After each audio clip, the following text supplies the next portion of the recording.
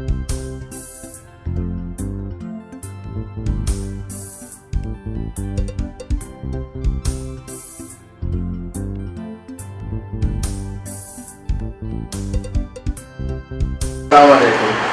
Waalaikumsalam.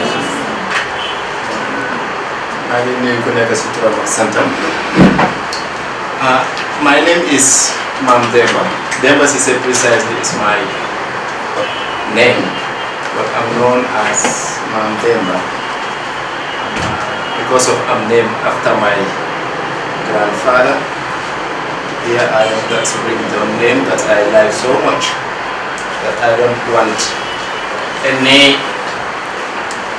formal or professional attachment or title to my name because I like this Mam so much that makes me who I am. Though I can be called many in title, but again, I prefer to be called Mam Demba. It's just a matter of respecting what we are here for, who I am and what I am, or what I am doing. But actually, at a certain point, it doesn't matter calling me Mam Demba and then take me as a father. It's okay by me. If I am your dad or I am your mister or your boss, call me Mam Demba and then let's leave boss and employer, or let's leave father and son, or let's leave niece and uncle. You know, I prefer that than using the title and not respecting it. And again, me as Mam Demba, I'm an African. And I just want to feel that Africanity in me. When you call me Mr., I feel Western. So anyway, that's me, and honestly, if you call me Mr., sometimes I do answer, but if I have to tell you what I like, I tell you call me Mam Demba. Yes. Maybe I'm asking too much, because Mam is actually grandfather, which I am not to you, but again, it's too much for me. That's what, when you call me, I feel I am Mam Demba. Okay, coming back to what we are here for, I am Mam Demba of Tedundal. The last time I was here as Mam Demba, a guest of Sompulo Ardo Hadiso, a program at Gambian TV. Here I am as Mam Demba, Artistic Director of Tedundal Multimedia. Tedundal Multimedia is a media that has been here for more than a decade. And then what we do at Tedundal is from the dot of a script to distribution, Tedundal do. I mean, from a dot of a script to distribution. If somebody, can I just make a little test before we continue? Can someone tell me what he thinks or she about a dot of a script to distribution, what it's mean, or what are the process in between the dot and distribution? Can somebody just try? As journalists, as young filmmakers, as students, whatsoever, or maybe trying to know also the two names that I mentioned, dot, what it means. A dot. A dot in like script writing? Then, okay, yes. Or in punctuation then? Yeah. End of a sentence?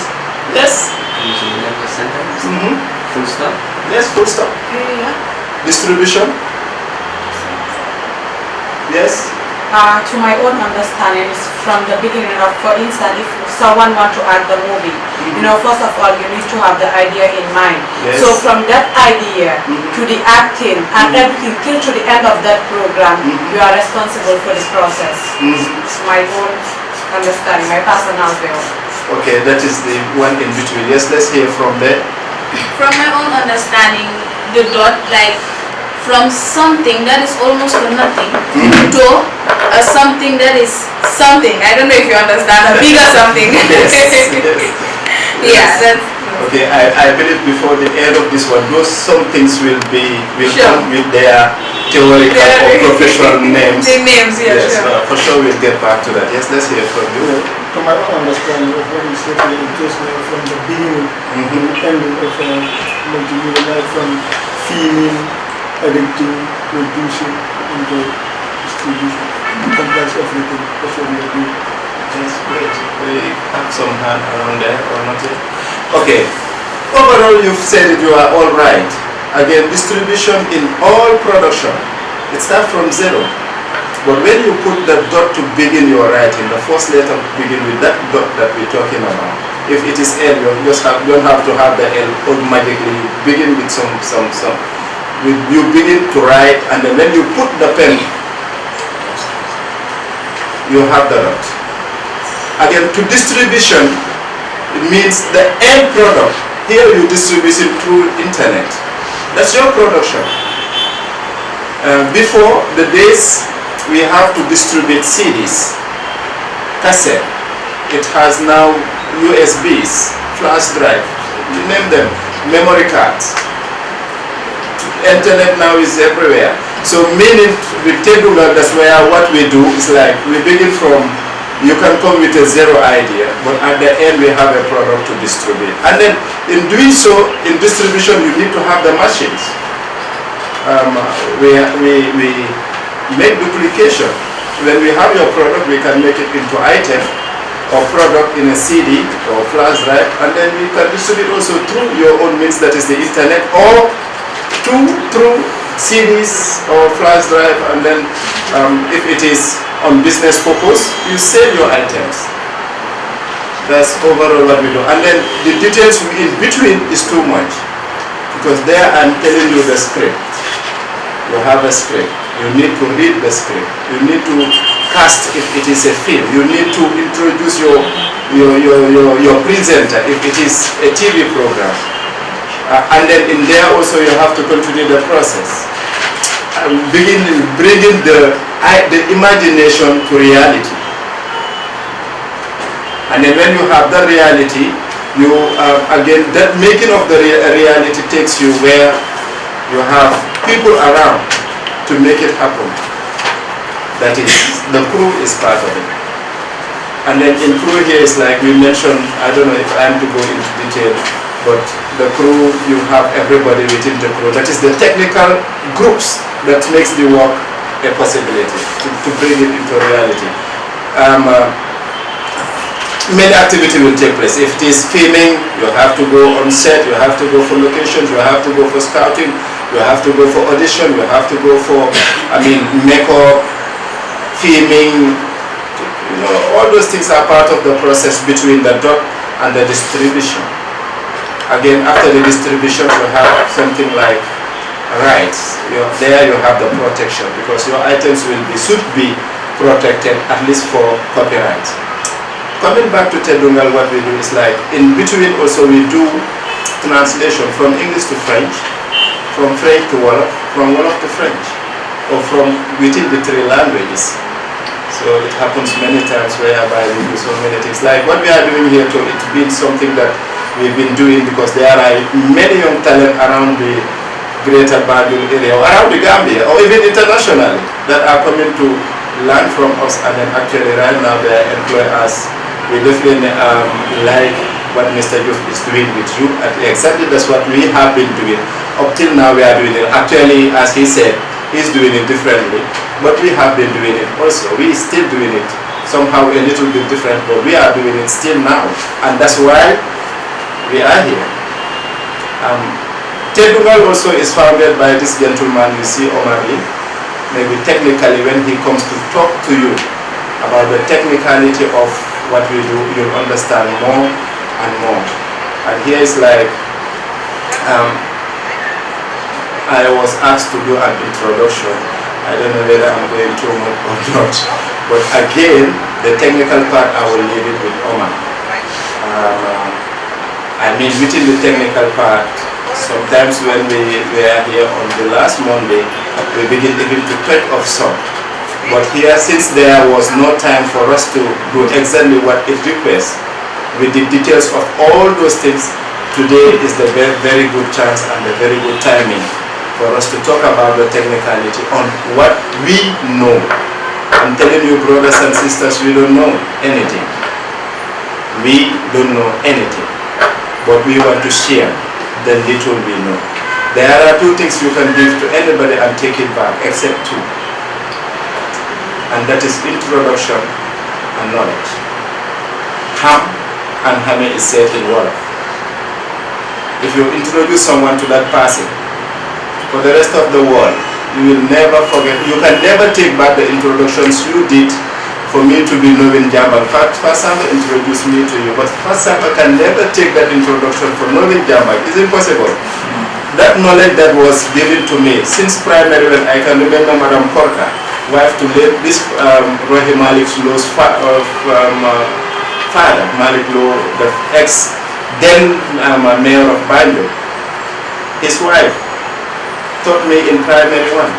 And there are songs and poems that I will never forget. And Mr. Madam Korka, with all that, is the teacher that I hate the most. But I can still remember that knowledge he gave to me. She can never take it back. And it was given to me in the 80s. And yet I am with it, working with it. She can never take it back. So thank you very much. I will stop there. I was asked to introduce. I'm an artistic director. I talk too much. And I believe I haven't been ready to stop here. I know I must come back. Thank you.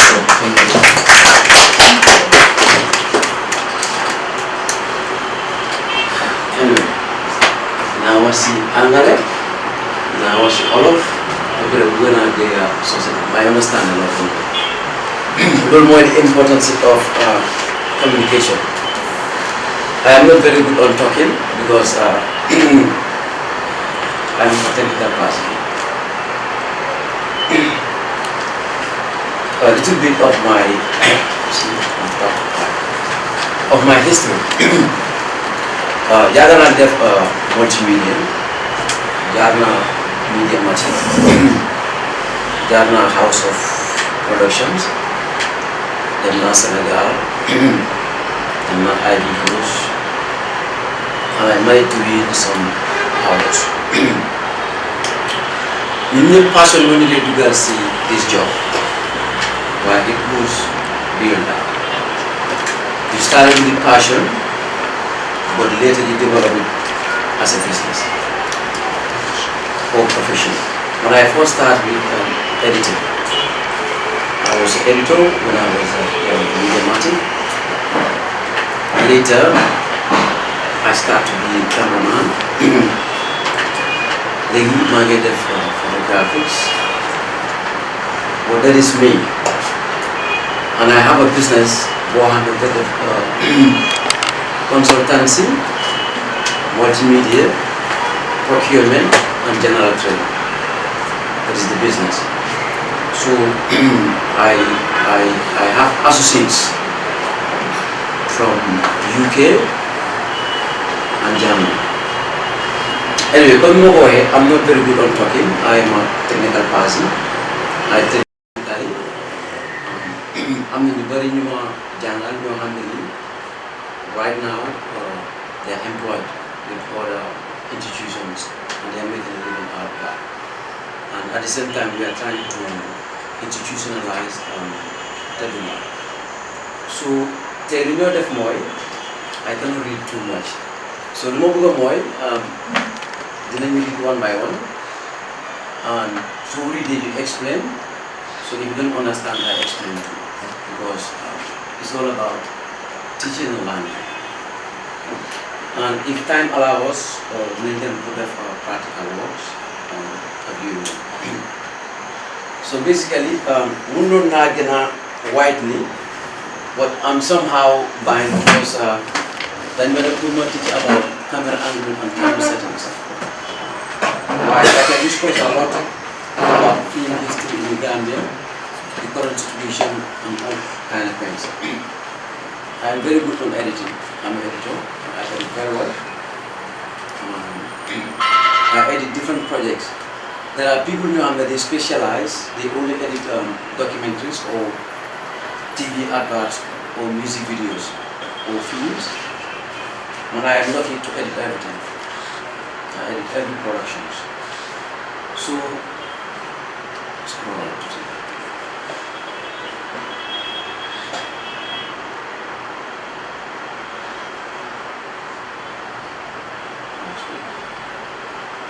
Okay. So again, I'm not who read, then who read, then to understand, then who explain. Because most of the things I do is like I read a lot, and what I do, I listen a lot. I am more overdoing this than talking. You understand? So basically, I just tell you how I do it, but that doesn't mean that you need to do exactly the way I do it. But you can pick from what I do and you add from what you have.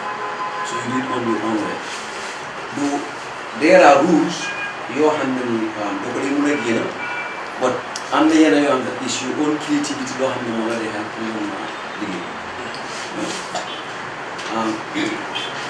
it's a more it's not some of the people, some producers feel or some editors or cameraman. Man mangi explain man. Then yangi take man some own quota base man me hand the man can explain. It doesn't make sense. Like to fake again on my presenter or mangi do a message or whatsoever. I believe me that I get quota base from listeners or from other activities that are happening, then you put it there. I see it from the National Assembly, from one online TV station or something like that. I haven't seen it, but it's wrong as a technical person. Can you please repeat that meaning? Lima more come like to fake like for instance, I'm making a presentation. The camera is capturing me, and you have cutaways of other people. So fake that got the cutaways. You shouldn't put a cutaway of man being a man like a why you should put a cutaway of Nini Hamlet like a devil. Either young avoid a jump cut, more young transfer from one image to another. So I go plaster for and you don't want to put this transition. So I'm going to put a cutaway. So it's better to put cutaway of listeners or people clapping instead of putting cutaway of me talking. This now is an observation, so I'm going to share again because it's not very important online television. Even GRT sometimes they do it, but it's very wrong. So those are the rules you're handling. You can say that it's wrong, you shouldn't do it. So I'm not going to do the first one because from now I'm going to 3 main types of photographic system. The first one is portrait. Can somebody read? The three main types of photography. Yeah, portrait or portrait, landscape, and glam. Okay. Can you go to the first one? What is portrait or portrait? Portrait or portrait photography is a photograph of a person of group of people that captures the personality of the subjects by using effective lighting, backdrops and poses.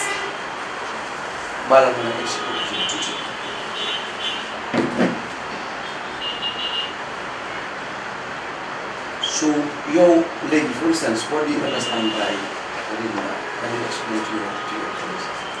I don't understand. Portraiture, like the camera will take like the person will just zoom the camera and take an exact place of the image or object. So, I'll give it a try. You can give it a try. This way you can see that the lens of the camera is focused on the subject and behind the background is all blur. Someone else? that is If why you I talk, want I'll to talk. Okay. is answer. In terms of taking pictures, you don't just take a picture, just I want to take a picture. You take a picture for a reason. There's a subject that you are trying to focus on, and no longer make me understand or propose it and to understand. So basically, there are some pictures you took and nit ki du mëna jàng si picture boobu leen dara. Because they so ñëwee Westfield, you just open your camera and you take a picture. So you are seeing different activities. Or what are you trying to tell ki nga xam ne moo ko seetaan? Or what do you want people to understand? So it's very important to fekkee ne dafa am loo particular thing loo bëgg a wone. To focus on that picture. Like the framing is part of it. Framing is part of it. Lighting is part of it. focus is part of it, and a lot more other things is part of the picture to tell your subject. Because you people are doing journalism, like I'm not a boss, only for 5 people. Man munna dem fofu I capture the picture, then masane goes internet or you play on TV, so when you they will think that there are hundreds of people who are there. So all those things is part of the technicalities. The way you frame, the way you do your lighting, and the way you focus. Because this object being wobbling focus, while we could have even focused on the object that at the background. Why we then problem? But still now more the biggest size of the frame. So it's very important on framing. At the same time, steadiness, steady, is very important for every cameraman. Whether the natal or the video, one can always steady. I move because of a reason. I don't move because I just want to move. Because my focus here, something is happening here, then I just tend to pan my camera. No, I don't do that. I pan my camera because I need to pan. But in camera, like so next environment, different things are happening at the same time. You cannot capture everything at once. So you might do anything. Because at least you need to stay for 30 seconds or for 1 minute to make sense. Then if somebody is editing, you not getting a sense out of that. Another thing you want to do, somebody may say an event. Under certain activities, I don't capture those things much. Like let's say for arrivals, when people are coming, I can only capture 1 minute or 2 minutes. Because you don't need to tell people like, you shouldn't stay there very long. Because time is money, so you need to work on yourself to save time. Because I think it's the legal that they want to film from so then on, you cut it to 10 minutes.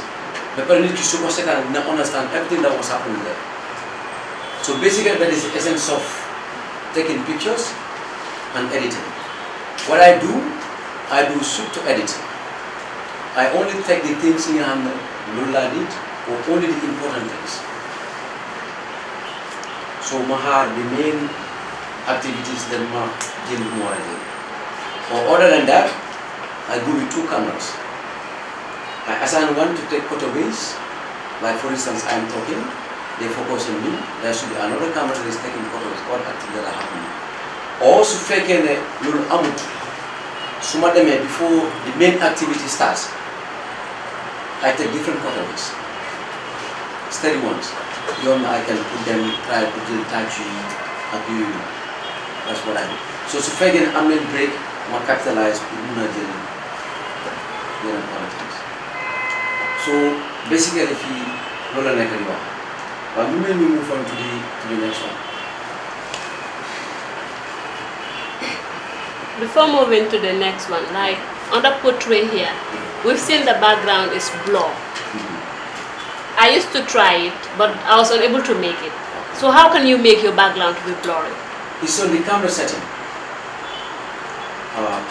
When you're taking pictures or when you're filming, there's a place that talks about F1, F2, focus, and those kind of things. I think if it is higher, the focus is more sharp, or when it is lower, the focus is more sharp. But you can try. But no matter that manual, the matter focus manual. I don't allow my camera to move focus automatically. But even though with this digital camera, I film manual. Because I started with 3CCD. 3CCD is more of a manual camera. Most of the job, lighting, settings, and everything, you have to set. So even though with this digital camera, I use manual. I don't allow my camera to decide what I do. I decide what I want to do. So if you're using manual, you will have more advantage on your camera rather than the camera designing for you. So you can focus the way you want to focus. So even though on that picture, if it was me, and I want to focus the main subject, I can do it, and I can focus the one at the back because of I have more power than the camera. So try to use more of manuals. At the same time, I don't use gain. I use zero gain because so realize it. So you say gain more high, and you don't have enough light. It's a picture of it, but the armchair more using the ladies. But if you can use low gain, picture with unknown, but always try to have enough light. This object will go back. When I use zero gain, and I tell people you gain. The gain is there in the camera. I'm not going to buy the cover. By month I don't use it. So you can all try, and you will see how best it can help you. With that case, still now the manager man Liegh your hand. It goes international, and people ask whether it was done by Gambians. You could even know. I even will take some pictures your hand you going to China, but believe me, Gambian more def. You know, because they do better than us. Why man small believe we do better than them. Because so go by help, it's like camera, then could Liegh put me to has. Put me to has.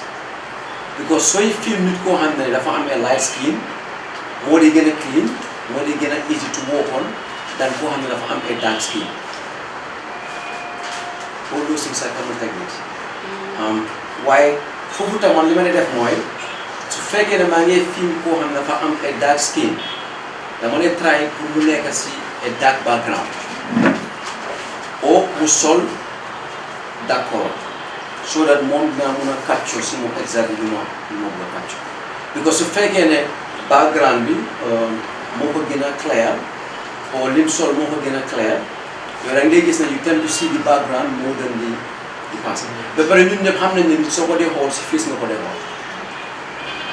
So motor is important to figure out film is a dark color. To figure your anger the opportunity to do your setups in a background.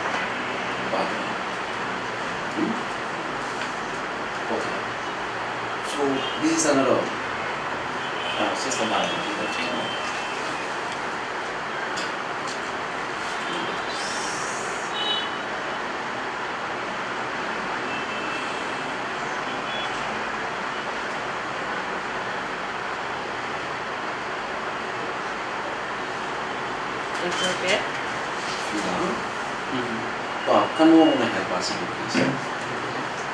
These types of photos can be used for different purposes. Example, website, reports, posters, etc. What is landscape photography? Landscape photography is an outdoor photograph that shows spaces within the world, sometimes vast area or captures that presence of nature.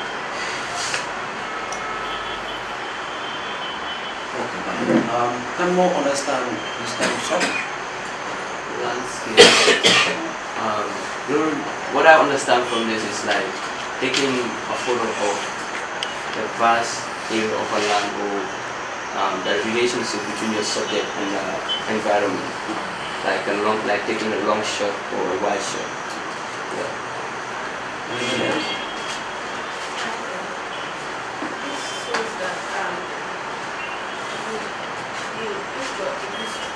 Showing the person place for a long distance. Like when the person is standing here and want to see, it can make it a wide. You don't make it like so that the person will see where it's. Okay, basically lumin moy you can use it for an establishing shot. Because they so when you the film Gambian talent, my Mexico, I capture everything here. Then somebody play it. We're gonna have a Gambian talent neka. We're gonna have location Gambian talent. We're gonna have building binakalamel and everything. So when you advise more, so they may put a particular building or a place and they what we call an establishing shot. So let's buy a legi drones people use drones to take establishing shot. Because if I get a describe Serekunda or KMC, so what I do is the man flies more drone, then from there we lens beam, so that dinabuna wah ni feel before I go in. What is drone? Drone. These drones they fly to capture images. Yes.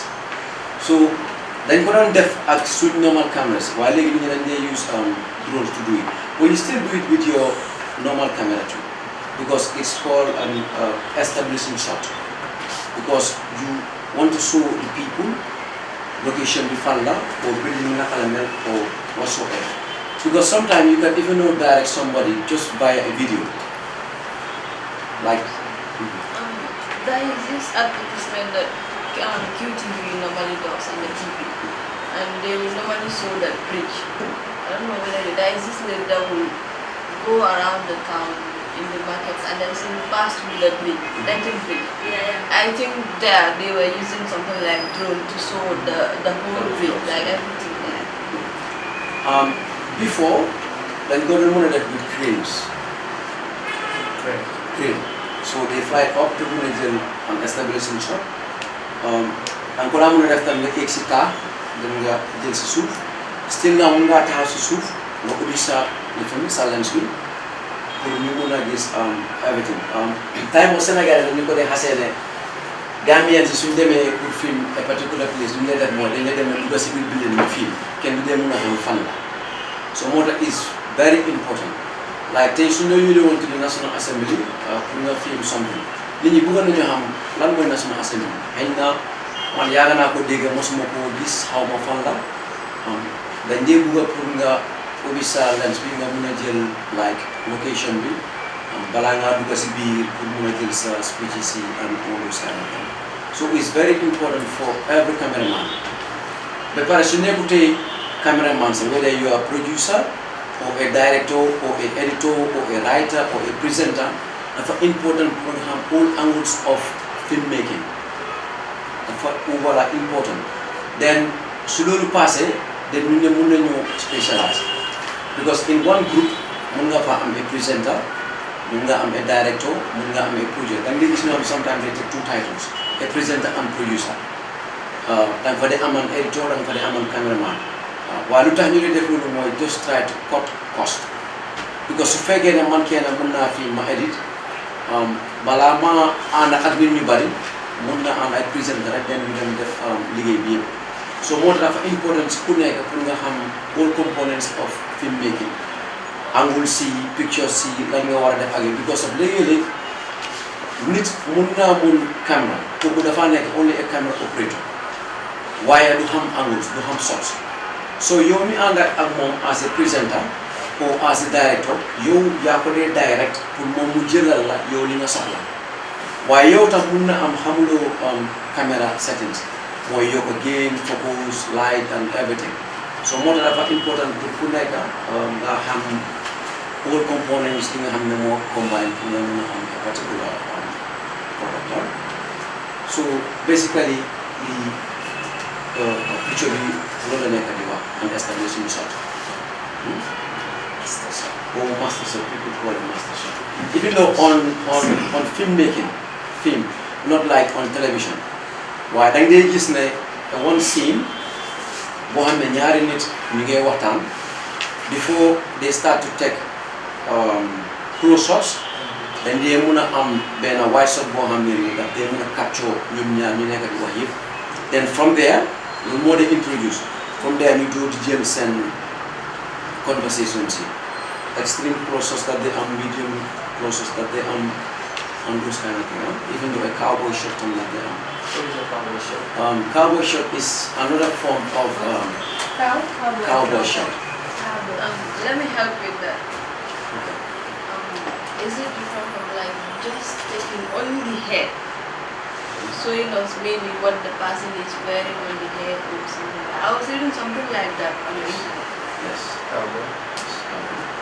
And you can twist the shot sometime too. Cowboy takes from there to where the knee. the site, the type. People have different names of it. Some people might take, say, wide shot. You have a close shot and you have an extreme close shot. But maybe for my next class, I will bring those kind of designs and everything so that you will see. And if you want me to buy that, I'll get used to teaching then now learn to teach better, because everyone I'm practicing by now, because I've never taken that class now. Sure. Okay, go to the next one.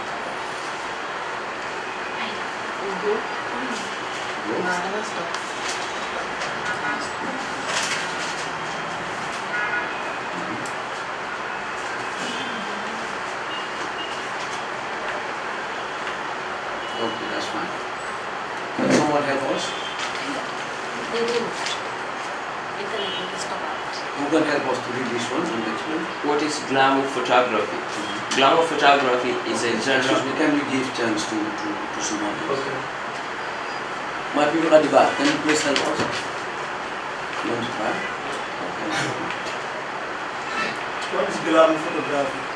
Glamour photography is a genre of photography. It's a sound. It's a genre of photography in which the subject is portrayed with erotic pose ranging from full body to nude.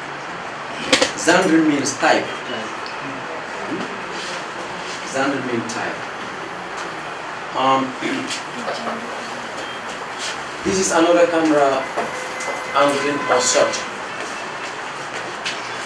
For me, when I'm taking interviews, I don't like to take this kind of shots. Always, when the camera is facing me like this, always I'm somebody to talk from the side of the camera. So, Kimade interview always, damade buga bumle hold camera be directly. Damade buga moy mu hold a little bit angle of the camera. But at the same time, damade def moy so much subject. Instead of aiming at the center, always damade focus at the side here. So, smoke focus at the side, we will come to that later. Smoke focus at the side, sometimes damade want to display some other things around this end. So, fake na buga na binda any text dama ko def. So, fake na buga na binda name tagam fufla ko def, because solen by help Al Jazeera. Then ko def lu bari. Then they am a picture of a particular subject or somebody. While ko ngi explain, then they binda text on the other side. Then alhamdulillah you disturb ko main picture. It's all about detail. Detail, because sometimes they are more better on reading and understanding.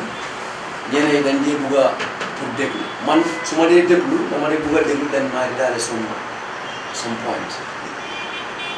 Man, lumade def, kumuna ko an ali, lumade def moy. Somebody silang tele a lot. Somebody deglu a lot. You know, somebody sit on Al Jazeera, France 24, I'm on BBC and CNN, and I'm a lot of techniques and I'm going to def for that for the So understand and young time they use certain softwares you handle you have, because sometimes it doesn't matter. You need to get a problem bobu. Mandama use, let's say, Adobe Premiere. The certain one you use another software. You get a nice for why you like they tempt. Pour nga bëgg buy your software bi nga nekk di use pour nga dem ci moom software bi man I don't do that.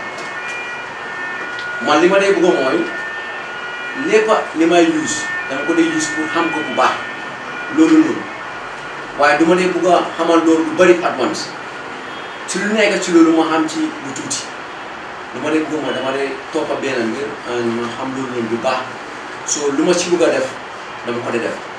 am na ñoo xam ne fii they do editing dañ dee laal Photoshop dañ dee laal Adobe Premiere dañ dee laal After Effects man am na lu bari loo xam ne people do it on After Effects I do it on Adobe Premiere lu tax mooy moo gën a fast because it's not heavy at the same time I'm commercial dama lay ut xaalis so bugguma liggéey bi tam pour mu yaaga boobu so I know for journalism too yéen tam amu leen time you need da ngeen war a gaaw man I am very fast on editing li ma def mooy su ma amee a particular project dama try to capture it on my brain foofu laa ko dee éditer ba pare then when I sit on the machine because xam naa lu nekk si machine bi fi mu nekk I just go and pick and do it because suma software bi am offer wéri yàgg naa ko use and all those kind of things waaye su fekkee ne you are using different softwares at the same time da nga dee fàtte software bi dafa mel ni courant bi dañ dee soo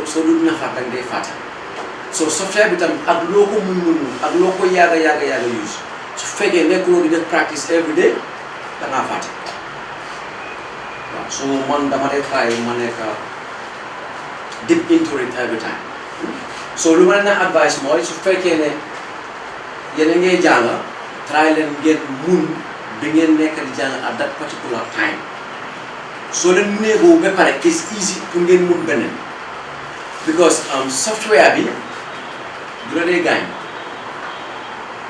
du la dee gaañ daf dee métti waaye fi dee métti mooy sa brain bi ak sa heart bi so loolu moo tax soo édité full day soo ñibbee you feel lot of pain waaye du dee am comme physical gaañ so da nga war a miin software ba pare man lu ma réalise mooy soo gisee mun benn software it's very easy pour nga mun benn software because it's just like a mobile phone.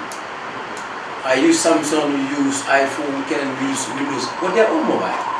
They all have different designs or different graphics, like little features. But we still use the same thing. So it's like that. So we then can come take away. You shouldn't be easy to take away. Come lunyo rek mo yo wala. Come meet baruta melno. Even though the same banner software being use because of Adobe Premiere that I'm says 6, says 5, says 3. When I started from 1.5 Adobe Premiere. So gradually you get them from CC 2017 and 18. So I use that. Why the man def more man some friends software that they get they use a year or two man balama out to that software, but I still do the quality of job or the same thing they do. So I know the software better. So it's very important for nga ham either sa camera bila or sa software bila.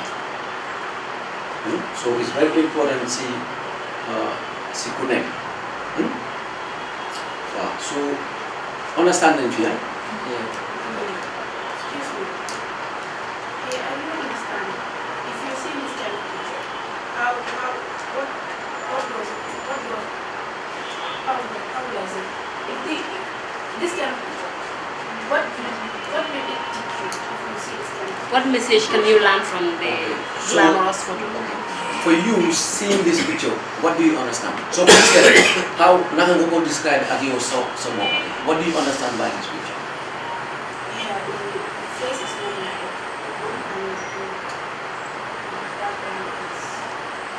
It's blue.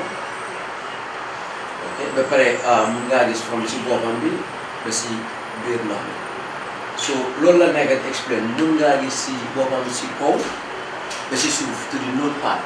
Because of hanga ki almost when I'm young, so Tunyan is somehow sexy or dafa calling people attention. Why hanga ki don't jail for the woman and only see walk and be at feet and you will not see here.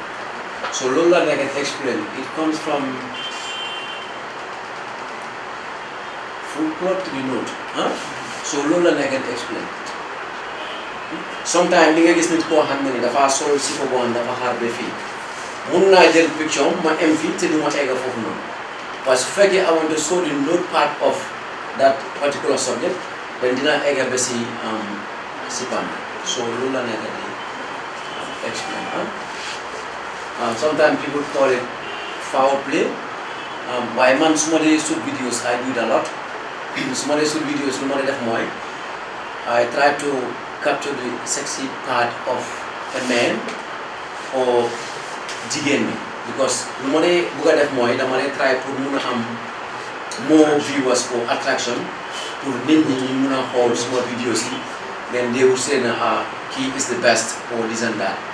I do it, I know war ngeen a xam STS, he does it too, understand moom tam amut anything lu different lu ma def waaye comme xam na li mu bëgg ba pare xam na li moo def ba pare soo leen ko tegee tam even though Nigerian videos right now it's almost like that lu sexe rek lañ lay wone for people to watch the video waaye amul anything lu different li ñoo def foofu loo xam ne yéen mënu leen ko def waaye because of it's sexy is this is that they are putting on badice and bikini and everything so ñun ñëpp bëgg nañ koo xool su fekkee jigéen la sax yow jigéen da nga koo bëgg a xoolal so picture bi basically loolu la nekk loolu so loolu laa leen alien ne you don't just take a picture because of you want to take a picture you take a picture because of you want to tell something for a reason so everything it entails about that every picture boo jël it has a reason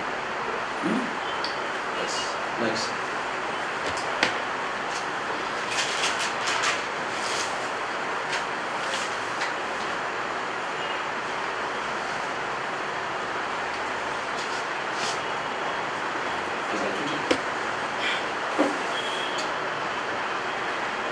It's okay.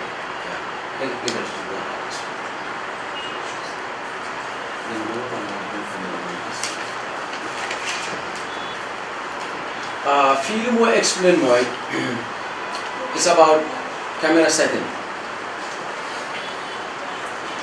de moom ngeen indi caméra bi so yaa bëggoon ñoom ñu téye ko ñu xam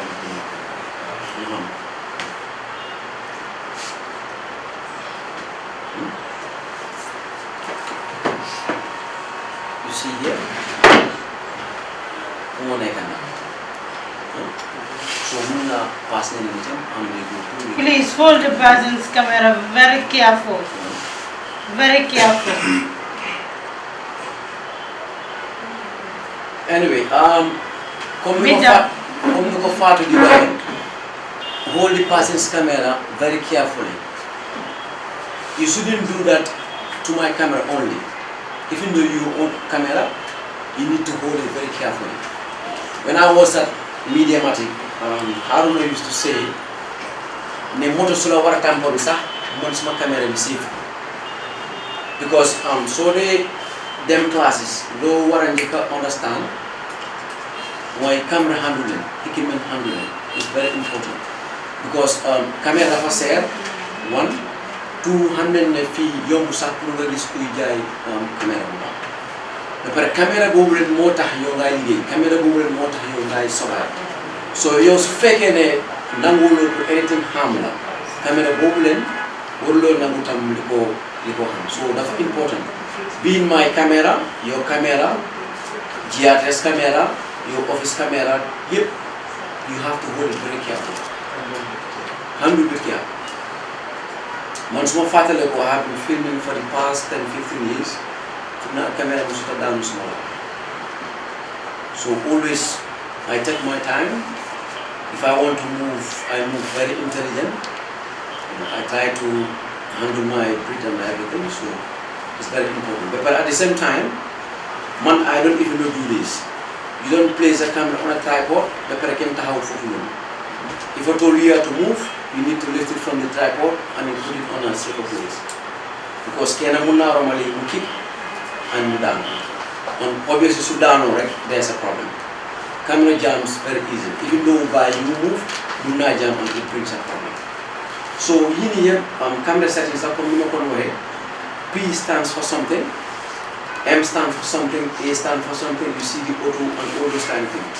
waaye comme man li ma leen ko waxee man li maa liggéey man I film with M that is manual because I want to take the ownership of my camera am na ñoo xam ne nag sometimes they want to use auto because of they don't know the other settings one or dañ tayal moo tax ñu bëgg a use auto and all ñu bëgg a liggéey bu gaaw moo tax ñu bëgg a use auto waaye léegi-léeg loolu day understand mooy su fekkee ne yaa ngi use auto and sa caméra bi mu ngi move yow always loolu day bëgg a mu focus moom di ko dee focus because moom moo dee designer boppam waaye su fekkee ne you are filming with manual you can be moving at the same time you can be focusing yow exactly li nga bëgg a focus moo tax it's very important for people to use manual man being video being pictures yëpp I take manual I set my camera the way I want it so it's important Why, as far as you are learning, you can try other settings that can harm you.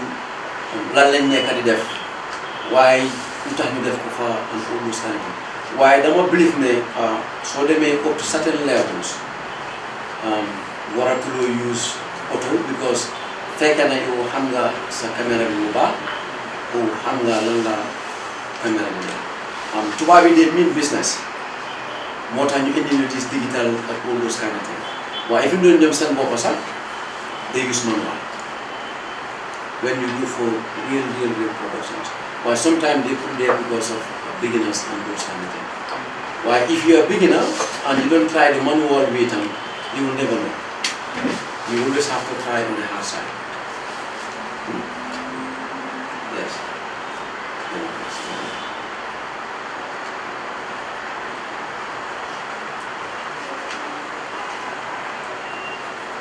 What's up, yeah? Yeah, it's pointing to the auto.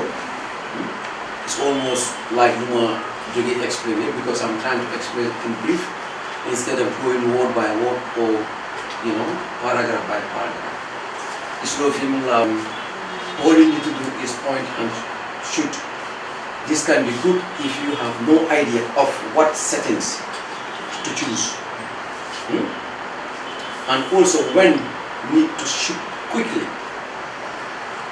Liggéey bu yomb la loolu la nekk nekk fekkee da nga doon gaaw ou xamuloo averti and all those kind of things. ñeene itam lu leen dee dal dañ dee ragal seen first time ñu téye caméra they feel panic so duñ mën a def seen settings. It happens to many of us mun na am man yéen ak ñeneen ñëpp waaye soo demee ba get used to it then you start to do better. What they prefer to use this auto thing. I'm on Nasuma Ben apprentice. It's just a little story. My mother Jangal, when we are together, he always do good. Why the day Moko camera on one of them told to shoot. Then the basic alabi fix na camera yep. Why? Because of that was his first time the Faragal. Look at the stop moy only lens cap. Lens cap. So that's important time to have all these things. Lens cap be that more what it does is all part of technicalities. Why if you do so sit as a camera and everything is good, if you don't open your lens cap, you will not able to film. And Hamman done so many big cameramen. They go in from the camera and second why it's only the lens cap. So why he was smart enough to call let's say explain what you need to open the lens cap. Why sometimes too you can open the lens cap, but with the camera settings everything can be dark. So the phone lens cap will always go in. So the important to have all components of camera. Yeah, I think I should have start with that because bahna pun ham ko because lolo de dimale pun ngamuna def sa liggéey properly that is lens cap mun ngeen ko téye ngeen fii am na ñoo xam dañ ko dee gis and xamuñ naka la tudda because Pa Ousmane ci waxam bi léegi maa ngi doon dégg am na ko doon wax something like that mu ne he is very happy because of you use the terms every area dafa am terms and su fekkee ne da nga nekk di liggéey si particular area if you are professional on that side or xam nga ko sooy laaka da ngaa laaka to that language. Football dafa am its terms su fekkee ne a commentator from football bi ngay wax am na yenn terms yu moo use yoo xam ne is the terms of football mun naa nekk English waaye when you hear about pitch and all those kind da nga xam ne is more related on football so su fekkee ne you are media personnel sooy laaka angale dafa war a feeñ ne you are a media personnel one time happen na si man am na no part bu ma dem because I always write too. Somebody saw that book, book bi lu mu wax mooy dafa laajte kan moom book bi. I don't know. Why lu ma wax mooy he knows that man, that guy is a media person, only he's a teacher. So ma ne ko lu tax mu explain mu ne the language bi kooku di bindee is a media guy. So moo tax lépp looy def dafa war a nekk si yow da nga ko war di dundee because expect to nga bugama laajte lens nga ma jox benen name. So I always want to hear lens. So fekkee ne man maa nekk sa boss dama dee bëgg pour nga wax ma correct answer. And it's important tam pour ñu xam lens bi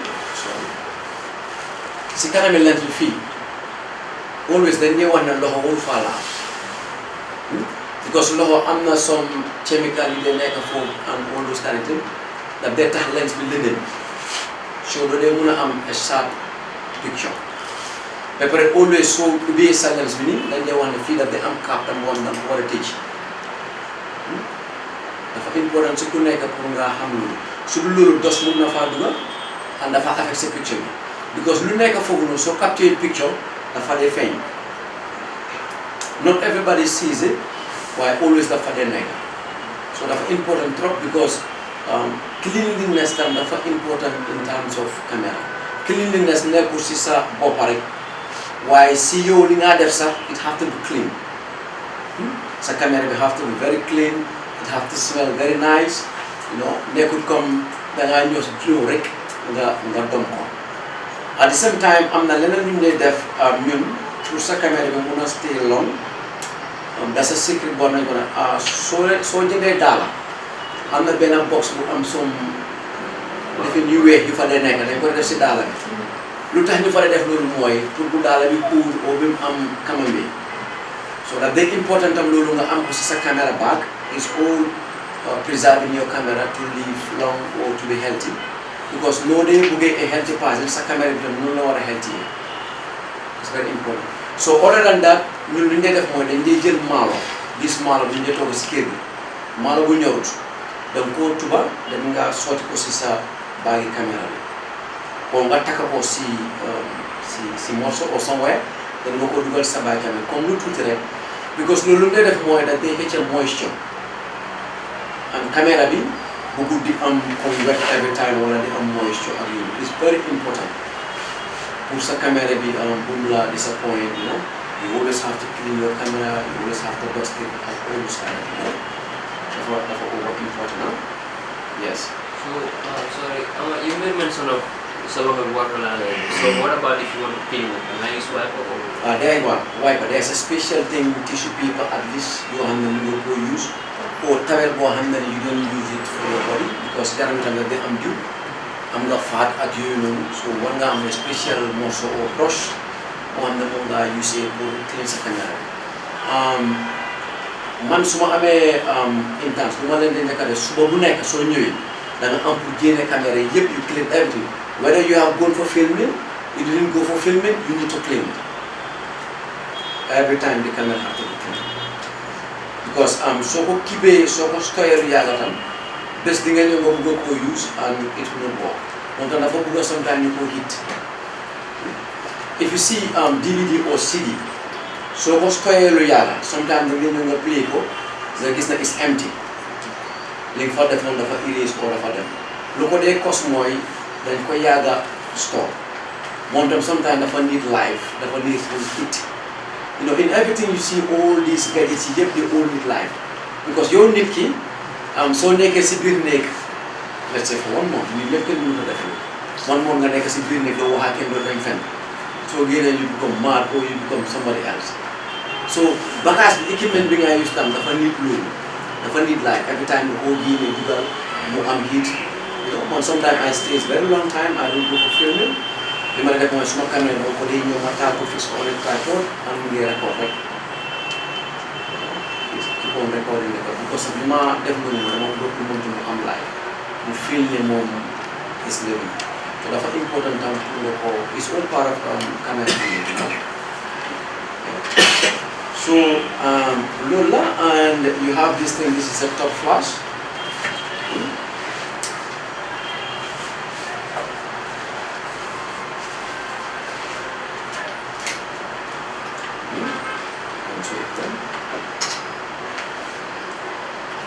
this is an inbuilt flash.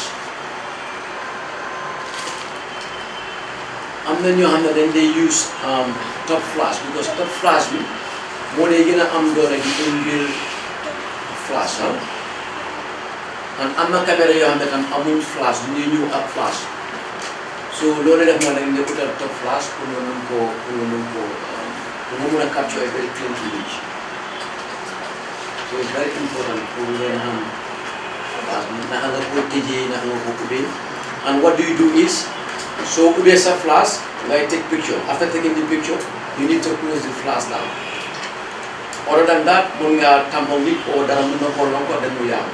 So all those things is about saving your camera or helping your office or helping your boss or even helping yourself. What do you mean by the inbuilt flash? This is an inbuilt flash because it comes with the camera. This flash? This flash, yeah. Okay. While I'm not sure that they are attached, we go to the camera and you fix it on the camera. But this flash now, we go to fix it automatically so we gain it more. So we hold those things inbuilt. Even though on mobiles now, inbuilt batteries you are in So let's go to the next one. Yeah.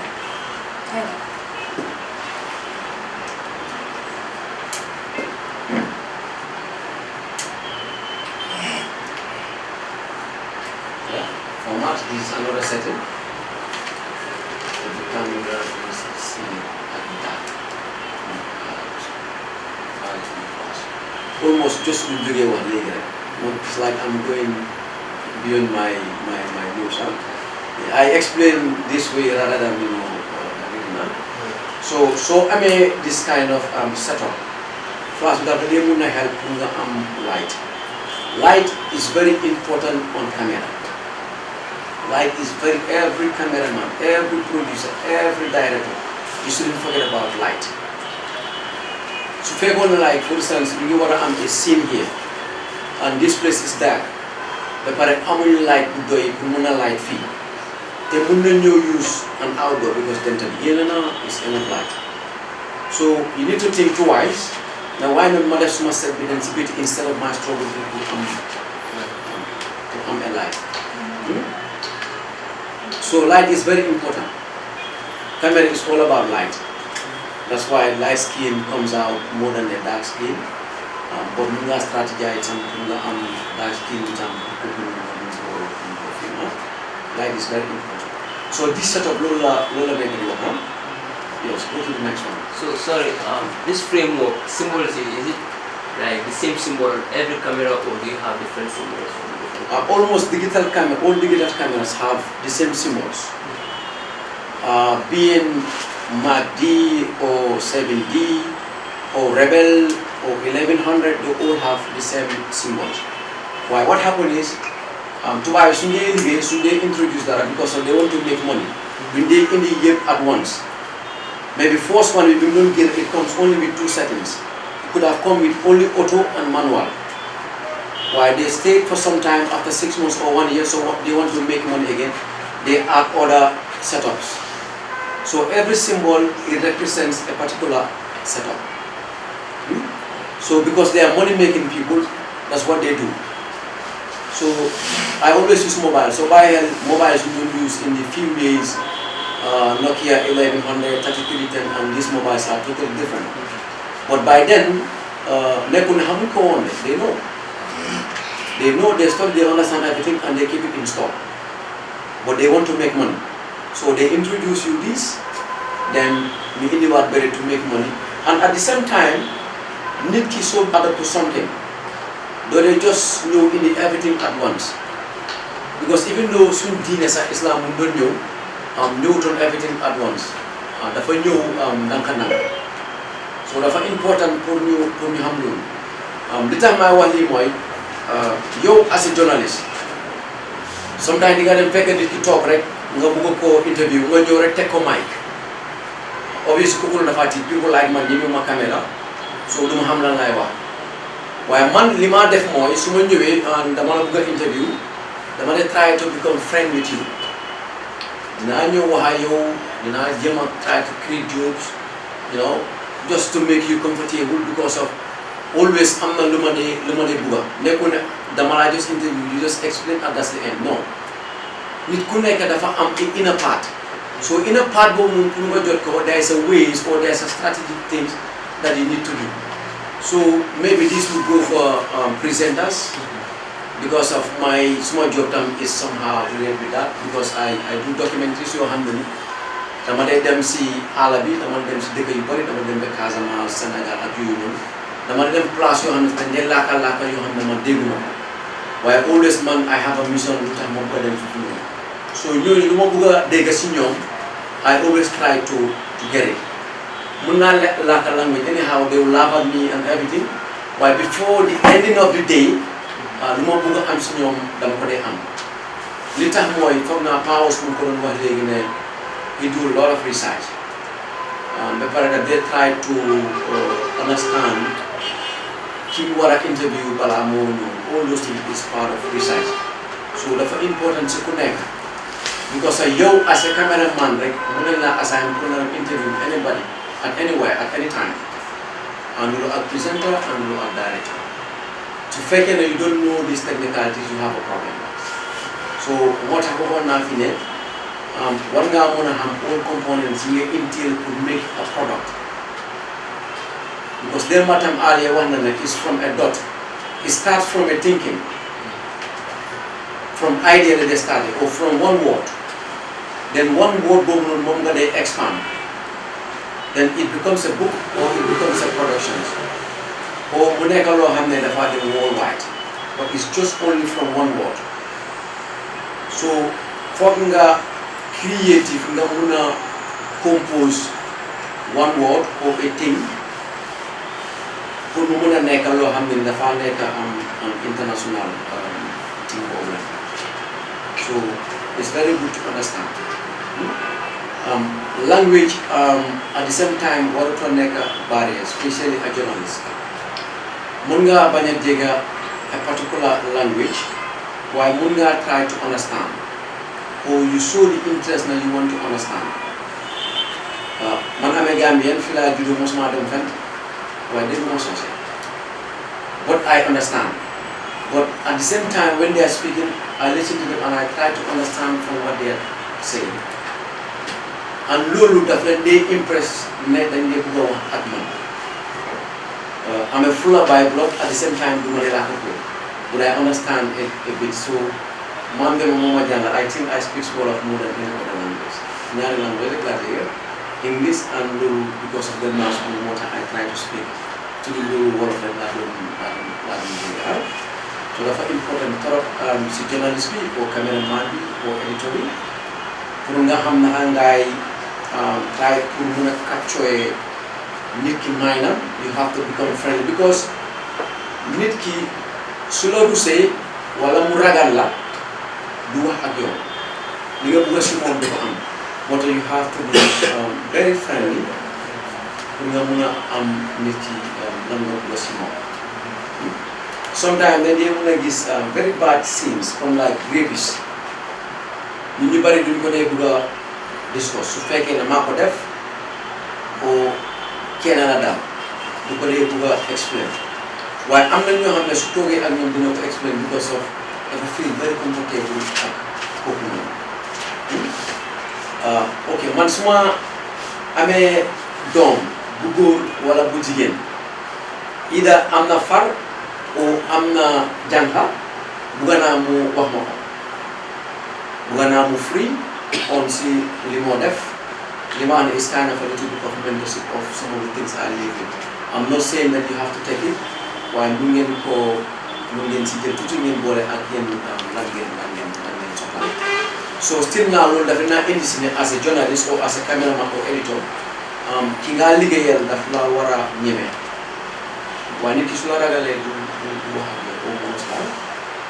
So that is a journalistic format, because when I studied filmmaking, well, if you're doing filmmaking, I'm a little touch of television or journalism or all other media aspects. Because come to Mangdon def editing, I started editing. Then from there, you know, the film as a video camera with manual 360, very difficult by that time. Very, very, very difficult. Why money not to do it, because there was a time, neither a cameraman, I'm a cameraman, what I need to do is dama am pour jóg ma dem filmal suma bopp. The first day bu ma demee on a garden to film bu ma téye caméra bi dama doon lox because ñeme ma ko xaw ma but as time goes on get naa used to it. And another thing li ma def mooy because comme ñemewuma su ma demee ku ma bëgg a xool du ma la xool directly and look at you suma viewfinder laa dee xoolee dama dee gis ku nekk and anyhow lu ma la bëggee gis I see you. To be honest, more just what in this, even though there was a time when I was very young as a cameraman, we were doing, and even though all unawares what people put on. Anyway, I'm saying all this because I want the class to be very free. No, go ahead. Interactive, you know. Put you everything. Then when I'm deaf, put said either jigen you sol sipa, we're gonna know how landa sol, you know. So we try to put our camera down. You know, or then they fetch a sabat, we try to capture them. Or then I'm that relationship action cameraman. So guide them and they work on the fetch a sabat. So guide took a unit, they take very good shots. And soon they edit, then they want to capture as a picture. And we pack it somewhere in our computer and sometimes we don't want to sit down and enjoy those things. So all these things are secrets you have in the camera. I think what Omar is saying is very important. Maybe young then deaf if you go but then you know, when you are even doing filming, like Gttv, you get them like, let's say, Tanabir, Gambian talents them Tanabir. Young in you only in your fat in your sunset. People want to see new feature, new one is send battery, new one is send Jarjali, or somebody who features a Jarjali in the tool. People want to see that. I think either Musa Mungan edit video, Mam go. Yo yagodan edit. Susubati alama call aida mungere, manakolore, minama Musa de, have done film me, Bena Jahara feature, Bessie Suf. Musa mungejil ko kunun so ki nga xamne mu ko edit mu ngere how about li nga xamne ñu ko setan so whenever you are filming what he is saying is very interesting so it's not only the motivational part but please listen it all comes to the area of detail.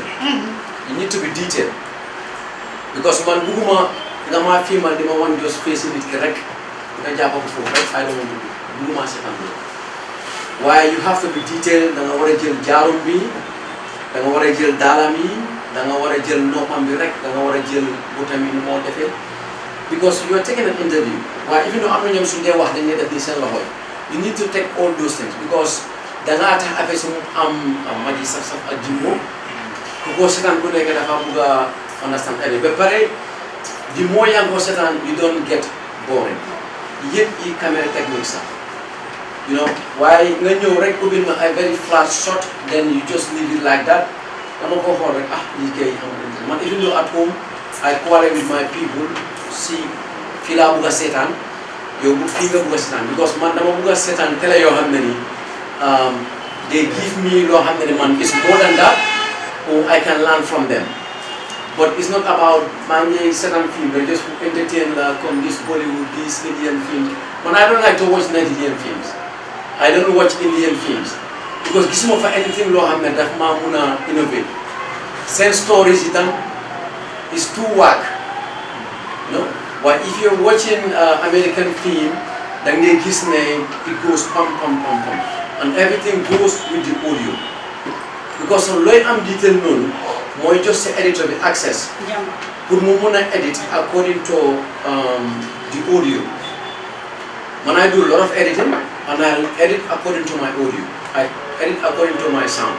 When the sound cut pop, I cut pop. I don't cut just because of cut. You know, I cut it match with my audio. And if you do that, you tend to see that your project or your editing or your film is very interesting. Because no pabi has got no hand. Lens B, they hold good. They make lens. Because these camera lens in here, it is not very difficult. Because of Tubab, the first study from Luyala Def, and we make all these things. I want you to know these things so that you will not have difference of operating a camera. Dara sula jahale rek do ko muna make use of it. Why so when you ngati ko na ahli dara it was a camera, then you muna that confident to play with that thing. Tubab si bot lo hall, then we make a lens. Because of new yep ko nek so feke ya ngi hall light boo xam ne daf la face there is a way you control your eye pour nga mun a gis lan nga bëgg a gis rather than soo amee light boo xam ne daf la niital boobu is more easier than if you have more light so su fekkee yaa ngi film tam am na setup yoo def either you ubbi sa lens bi or nga tëj ko pour nga mun a capture a very good image man I do it I film people and I put my light against me waaye ñun nga bring am mooy da nga koo light rek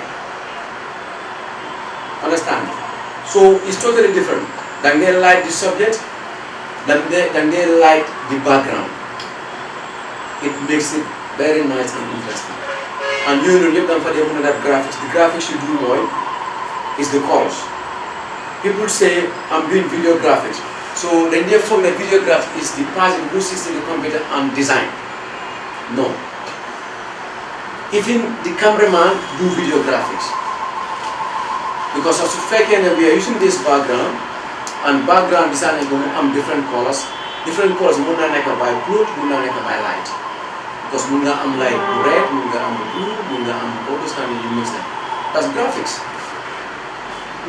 so loolu mooy the essence of video graphics or photographics but not only the person who designs like moo di def videography yëpp si lañ bokk which is very important for us to know. Okay, so let's move to the. Excuse me. I wanted to ask. Sometimes when watching the film or video, sometimes the voice will come before the actions. What was that? Wow. Okay. Thank you very much. You are free to ask me questions because basically I don't know exactly what is your. But I can be solution to your problems. Huh? So if you ask me questions, I can answer based on my experience. Like what she did is very important. I think the class should have been more of that than making a presentation because I'm a technical guy. Lulu then got there because of lip sync. They call it lip syncing. Sometimes it happens because of you overburn a DVD. When you make one DVD, come like the in the then Liegh so on film, everything is synced, everything is fine. So if you keep on burning that particular DVD, that they are more unsynchronized. One aspect. At the same time, they were synchronized. So they film video clip. Then they the sound from the studio. You copy that one in your computer. While they a radio player, we play along the side, and the musician is singing. So pare nekkul ne audio bu doon jël on the ground boobu nga dee édité ou boobu mu war a nekk di master product or di final product sound bi nga xam ne boobu lañ liggéeyee si studio bi moo dee nekk di master product moo dee nekk di final product loolu tax nga dee gis na sound bi that they set that they clean it is moo nekk boo xam ne it comes directly from the studio to you so soo filmé ba pare da nga ñëw nga def lu ñuy wax syncing. You lay your audio on the timelines, audio living. Then on the other side of your monitor, you play. Okay, man, I want to edit a video clip. Then I go play on an area. Then I mark there for more like a small marking point. So here all the videos here, then I play on the monitor.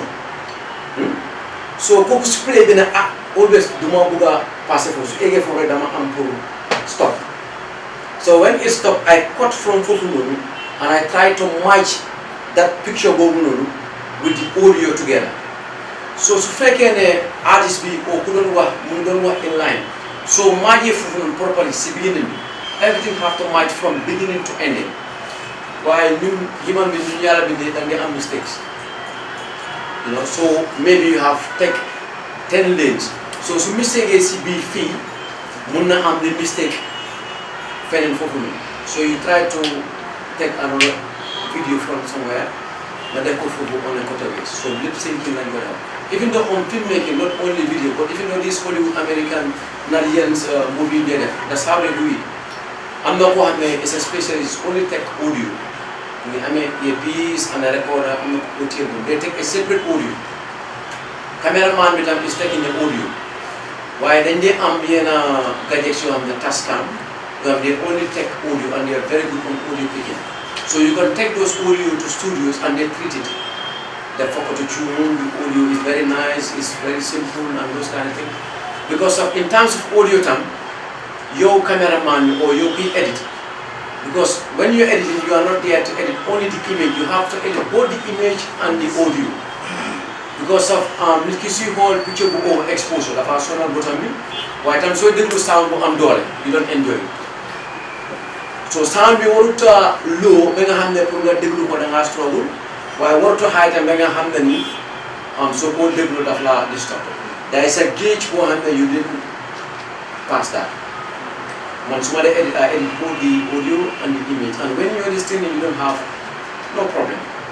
It's like when you're driving a car and you can drive on a smooth road, you have less stress. So video time is the same thing. To take in a video level and everything is level, meaning then you Google process and Google is all about capturing your audience. It's very important. Huh? Sinking Lula.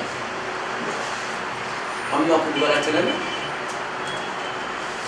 And what she is also saying, you know, when we are working with the Sling Studio, so it should feel come key okatuma. Do one at that instant, but after a few minutes, Slamo see your voice. Okay, because because feel pick from the camera will keep it. Yeah, because it have to delay sometime. But they will not delay. Because even though so many televisions they do it. Then I film a particular event while I could delay for 5 minutes. It's like you need to be captured on your camera before you can send a signal. That is delay. Why that doesn't mean that the audio and the picture, then what around they all have to be the same.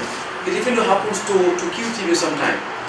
You see that same immediately and gamingly is not match. It's very wrong. They always have to match. So fake and you are delaying the image, you have to delay the audio. So if you are sending signal, you send everything together. Obviously you don't know what this gaming and be the more correct. Because man, while sound suma lips in like. So even though when you're watching, so go delay, what around at all. Why? I'll come to video clips again. Video clips because munna wahli and I want to make a slow motion. When you make a slow motion, obviously, then I expect the audio to get down at 100. So make a slow motion of my video for 50. Obviously, I understand that. But all those things are styles and skills you have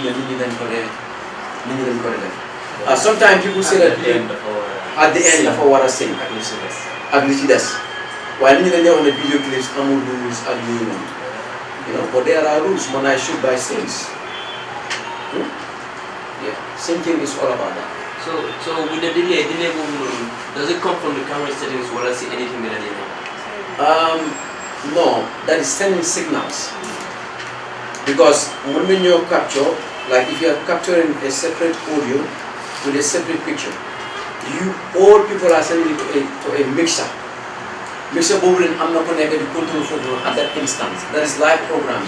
So Goku Moy editor at that particular time. So Goku Moy sends signal. You know, live programs and edited programs are different because edited program you have enough time to do what you want to do. While live you just set it at once. But even though at live there are effects, people put effects on their mixers. People try to enhance their pictures. If it depends the quality of the mixer you're using. They make it more nice, they make more money Why you so I mean computer more access because you have enough time to do a lot of editing and the like. It's like, I don't know if I want to add on there, it's like those delay can be caused with two things. That is one, if it is on pre-production, it's syncing. But if it is post-production, mostly it's with duplication. Only that. Duplicated. Yes, I mean the delay of the sound and the image. Yeah. But when we're talking about a delay of a particular program, it's mean the audio and the sound have to go together. It's different from a delay when you are sending the signal. But when it is like you play, you see the same image, the image comes before the sound or the sound comes before the image, it's whether within the pre-production or the post. When it is pre, that is when it is on the making in the studio, the syncing is not good. When it is after, mostly is with the duplication. Because when you know about CD, the word C there is compact. I know you know what is the meaning of CD, DVD, and yeah. Who knows the meaning of CD? CD, the word CD. Compact disc. Compact disc, DVD.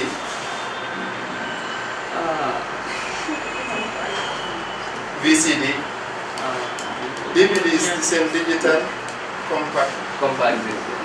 So that compact is that where you have the concentrations of particular items, image or sound together. Compact. C-O-M-P-A-C-T. Yeah, I watched a documentary, BBC film. VCD is visual. Yeah. It's from BBC. When I was watching the documentary, I saw something like the person they were interviewing, the person that was narrating the story, they first saw a cutaway of that person walking towards somewhere, and then at the end of the day, they brought the person talking. So in that case, is it like you have to cut the start of the interview, or you have to bring the full interview on your timeline, and then you take the cutaways, you put it up? Which is which? Yeah, you know, by putting cutaways on your timeline, sometimes people put cutaways on top of their master video. What I do is, after putting it at my call line, when I confirm that this is where I need it, I always drop it in. Why dropping it in is like, munga move some master video in, and that one doesn't move along, so obviously dafa move. But when you put it inside, when you move it, everything moves together. So it's always, when this is for editors, it's always good when you put your cutaways on top of the master video. When you confirm that yes, this is where you need it exactly, so you need to drop it down. Because you know that helps. If you move some master video, then they move along. Other than that, the cover is gonna, because then get fatter, and also sometimes you can close the cutaways too. So when you move it, it doesn't goes together. So now go take on top to test, because anything is all about testing. You put things, you play, you preview, and said, okay, this is good or this is not good. You take it off. When you confirm it's good, then you slot it inside of the master video. That's what I do. Yeah, because I don't want to affect it. No. You know, it will cut. You will see a cut from the two ends, but anything will not affect. Because if you put and cut away on top of the master video, obviously you are not going to see the one down on the timeline. You always see the one on top. Unless you separate your screen. Sometimes you can separate your screen, you put one picture here and another picture here. So in that case, then you take one down, one two, so that because you want to see two images in one screen. So anywhere I saw Kosa filmmaker, then you can see those two pictures, huh? Yes. A lot of the situation whereby you want to protect the source, like you told me somebody, when the person and people to hear what POC is saying, but you don't want them to recognize the voice and protect it. How do you do that? Yeah, basically in that case, people do it differently. Sometimes you can plaster the face. You can design a rectangle or whatsoever, you plaster the face, only the face. You can see the image, but only the face, you will not see the eyes. Because when we were going earlier, you need to have it, often they're going to hold the face. So when you plaster the face, you will see the body. So kuko hamne mo muna hamne, oh this is Omar, oh this is Mamlem. People do it in that way. Another way to do it is like they blow. They blow the face. How do you blow the face? When they watch my productions, before they see my my signature, they will know that this is Omar Liegh, because that is my own style. So believe me, you need to make an own style. bul nangu nit influence nga la hey yow xoolal kii mu ngi koo defee nii wala kii mu ngi koo defee moo gën a baax he has the market he has everything then you tend to follow that person kooku doo ko mos a jot ñu ne nit su la njëkkee jóg di daw yow sama ko jóg topp fa di daw fekk taxaw doo ko jot so have your own style and you always have to do the best out of you. Man, when I was learning these productions, I learned for about 3 months. 3 months I started edit, 3 months, or less than 3 months. And I wasn't having computer full time. For less than 3 months, I started to make jobs for Hamini. They were paying my boss. I learned camera when we went in the studio. There is no cameraman, I'm the only editor, and there's a contract that is going over there. I just pick the camera and go. I film when I come and so it will know I just said XYZ. For me, if you tell me something that I'm interested once, it never goes off. So to figure how much interest, you tell me if you go next year, I will understand. I'm like that. So it's very important for your kid, your youngasi, for the parent, for the younger, not the boss always have to tell you. And at the same time, lower that you as an apprentice.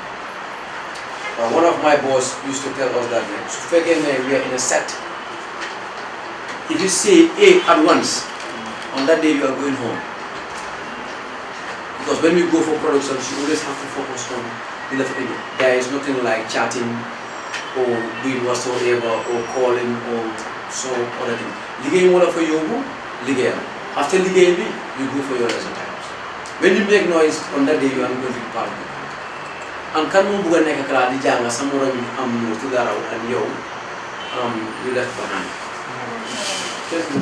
So always you have to focus. You always have to focus. So this is it. I'm if you know some university students I teach them on these practicals, but it's the same thing I tell them. So stay in case they are more than one level of education because they have masters or bachelors. Why when you come to me, I do better than them. What I advise you people is the practical. You have to do a lot of practicals. Because from America or whatsoever in the school, only theoretical aspect. When you go to the field, you do better than that person. What helps you is the practical. You always have to practice. You always have to read. So that is the best form of learning in this area. Maybe on other areas you need to read a lot, but here practice does a lot. Yes.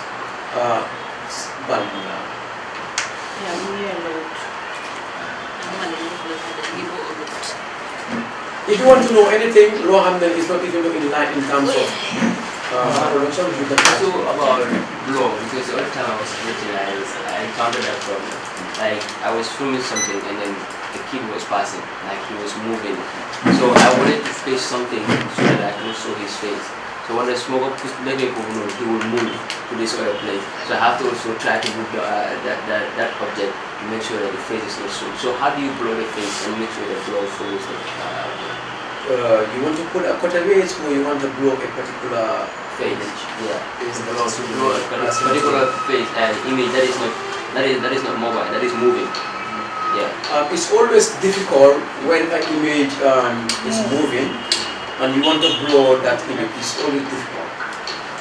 But if it is a standard image, it's always easy for you to blow. But what you can do on that one is you can always have to put a cutaway. And when putting cutaway, you don't start from where the scene happens. You have to leave at least 2-3 seconds before the particular place you want to put a cutaway. And even though at the end of it, it shouldn't stop from there, at least one by a little bit space. Other than that, the artist still you see nothing. So one puts a little bit, then I have a clear total. Yes. So, how do you know how to reduce or overexpose video? On editing or on editing? There is some effects. I use plugins too. You buy plugins, you pay some dollars to use plugins. But even though on the basic software, lighting, so what type you see a lighting effect. A contrast. Yes, or contrast, or this brightening and all those kind of things. So during that particular effect, so go sign is a image, then you will able to level either minus or your. But try on now, come video more than background is the way we can don't reflect. Taxi interview me so white, journalist about me so white. So that you who reduce go over this time. This is what I'm saying. More time nobody have to prepare during shootings. The cameraman should have worked on that. I'm not going to handle you cannot do it or it's very difficult in you as an editor because it's already an end product. I'm going to move some so go buge yoka wala nga ko wan you always have a problem rather than peace bu es bo xamne mu ko dok anyhow pour mu fit nit you can only do adjustments while they muna nek exactly the way it is. Mr. Liegh, I was asking a question and then you answer about blowing. I was not asking in fact to how to blow someone's Swiss. The question was because there's a reason why I'm asking the question. Yes. Let me just be clear. Someone wants to talk about an institution, let's say about mile to the condition of mile to. You want that the public to hear the voice, but the person losing one, the public will recognize the voice. So how can you, change the voice to make sure that they don't understand this to recognize the voice. When you are interviewing when you are interviewing somebody and the person don't want you to know that it is him, that current moment, like he said, sometimes edit while shooting. The person can just like lying on. Dafa rew ba do. Mine bugut gaay ñu woné kanamam. Ki dafa am ku jël vidéo bi comme lii caméra mu ton ko ci benen place. Mom mu nekk di wax. You understand? So sometimes it's just a matter of you just pushing your camera, boom ko woné. Comme right now ñu ngi woné Omar direct. So legi Omar bugut ku ñu woné ko waye bëgg na baatam ne mu fé. Just push your camera to another angle. Muy woné something else while we diga mom muy wax. Not about the image, but the voice. The voice. Yeah, you can change the voice as well. Yeah, you can always change the tone of the voice. The voice, yeah. And there's some audio effects you have on your editing program. The code of Moody's, the code of Munahari, the code of Munika Komhana. I'm the new one that they are specialists on audios only, so they can change a voice anyhow. When they go to Buhari, when they go to Mark, it can be sharp, it can be deep, and all those kind of things. Yeah, so you can do this is another setting too. Almost like settings here, I'm not in there. Yeah, so beta it talks about something.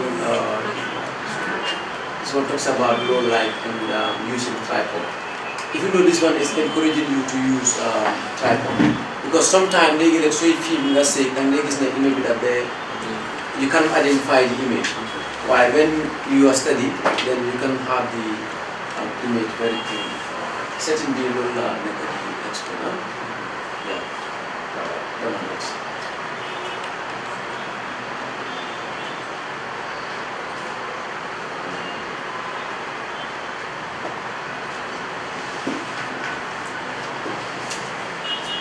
Yeah, this one too is another setting. It calls landscape. So what you get many in design, because always land is never left.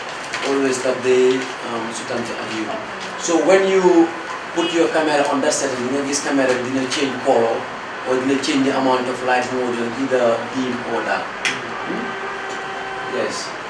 Go next.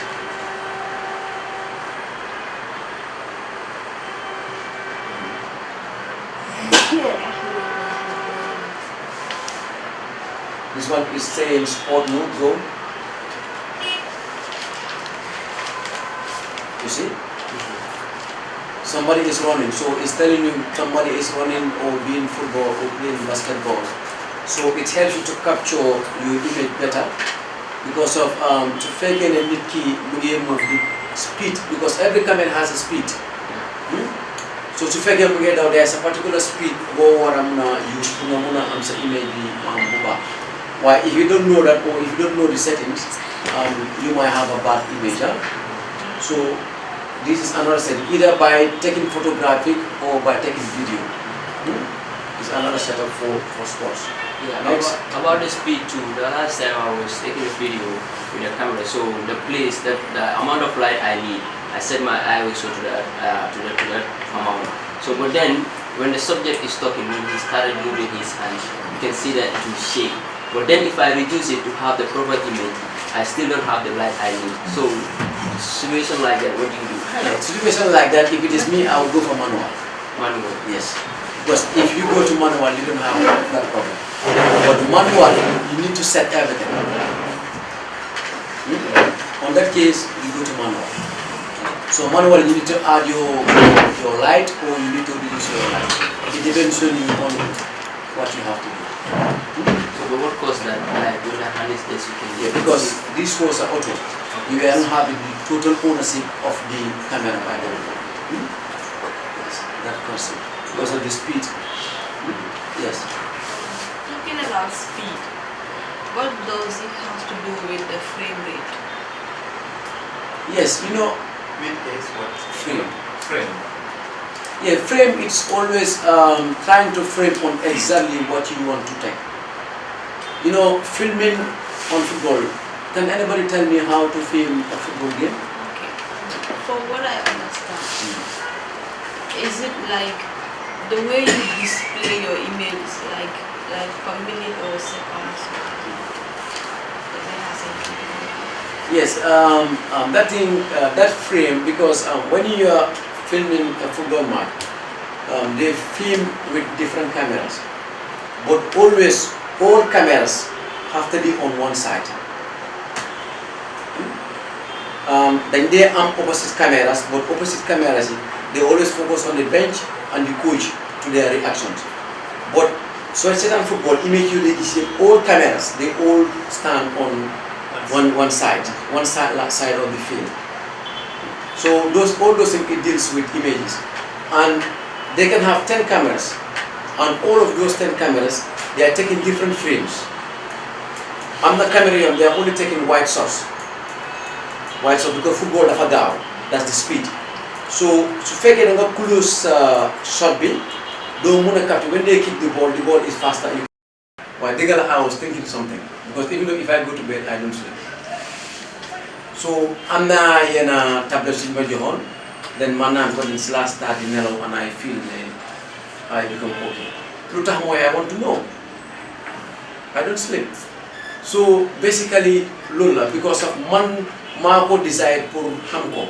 So do my have my papa, what is my boss, who force him up my hand because man Marco Buham. So for now, you never seen me you all know. And ask, but at the same time, my doors are open.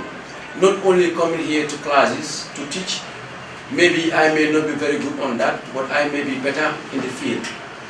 So if you have problems, when you see me anywhere, you can ask me. And I can easily tell you do this, that, and that. But all this explanation, we just hear it and it goes. But when we go to the field to practice, you tend to understand more. And when we go to the field, I don't do it, you do it. If you don't understand, you ask. That's how we teach, huh? So my doors are open. My office is not very far from here. Yeah, we will talk about that. I think we would have a partnership with Omar. And the other thing I want us to talk about is some cameramen, they go for programs, but in most cases the cameraman just think his job is only there to film, but not, to go, when you're filming somebody, especially if it is a press conference or opening ceremony, you have to go and pick people's name and title, because at the end of the day, in most cases, you are the editor. So you should come and then give us all the names, the people that we are talking.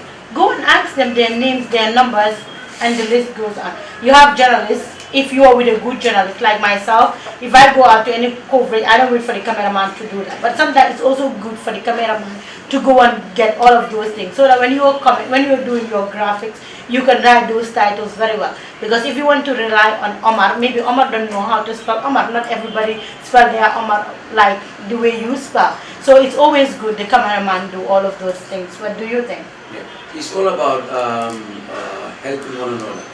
Don't always say that this is my job, I am only stopping here. You can do your job and you can do somebody's job. You can always help, it's very important. Because if you two go for a particular productions and the production comes out good, so always help your presenter or your editor. Even though sometimes when you are a cameraman after filming, come and sit beside the editor while he is editing. He can ask you some questions and you can even though help the editor to make it very easy. Because I was saying here, I do sometimes what we call shoot to edit. When I'm filming, I am thinking the way I am editing it. I only take what is important. I only take what I need because I know what I'm doing. But you are a cameraman, you don't know what you're doing. You have to take everything. So when you go back to studio, you can help your editor to make it very easy. And even though a cameraman should know how to edit, you should be able to edit as a cameraman. You are not only a cameraman, only a cameraman. For me, I edit, I do photography, I write, I do a lot of things. Only one person. Not cutting you short. I think this is the reason why we brought you in today. We tell them, all of them are here, and if I'm not saying the fact, you guys can say no to that. We tell them, as a camera person, you should know how to edit. Because if you go to other institutions, you know, for instance, we apply the job. Like, I'm just good in talking, but you are good in filming, editing, shooting, doing other things. Who will they take? And in most cases, just recently, we went to the assembly. They said only one person will get in. I have to be the one to get in because I can operate the Sling Studio, I can talk, and I can also network. Once I enter inside and I fix everything, that's the time I went and then I pick other people. So sometimes, some of them will feel, okay, Gambian Talent is not taking me out. It's not, we are not taking you out because you cannot do 3 or 2 different things. But when you go, sometimes you are here editing, other people will be busy, just sitting, watching only videos that will not help them. Sometimes I have some of my presenters that will say, like I have somebody, every day the particular person comes, he will only watch videos of other musicians or other actors in other world. Sometimes people that don't even speak English. I asked him why. He said he wants to build this company. I said if you watch Hadiso's show, you watch Father Sama's show, you watch Mam Demba's show, maybe those people, you are looking at them like they are the people that I work with. But that one can build you more than the people that you are watching. And when people are doing shows, you go inside, you see how they're doing it. But it seems people are lazy as well. Yeah, all those things is about responsibility, as I said. For me, I am not taking right now full-time apprenticeship. Full-time apprenticeship is like coming to my office by 8, you close or 4, or even though I'm late. I am not doing that because of what you're complaining.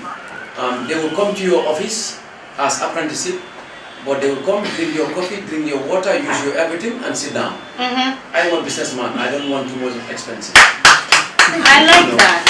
So very well. So I am not taking full-time apprenticeship. What I do is I invite people 1 hour or 2 hours classes. You do what you have to do, and immediately I tell you to leave. Very well. Some people, they even though try to build friendship, they sit down, but I don't like it. I like to stay alone. You know, that's how I teach people now, because I have a lot of experience of bringing people in my office full time. While at the end of the day, regular for the deaf, nans of coffee, some understand, and after all, they don't do anything. Because I don't even know want people to come to my saal, my parlor to sit down. Sometimes people do it because you go up to an extent one and again will use to sit down, but I don't even know one that. You know, so because I win business. And at the same time I don't feel bored, I don't get lonely. I can sit down from morning till another day, me alone, without talking to anybody. I don't have no problem.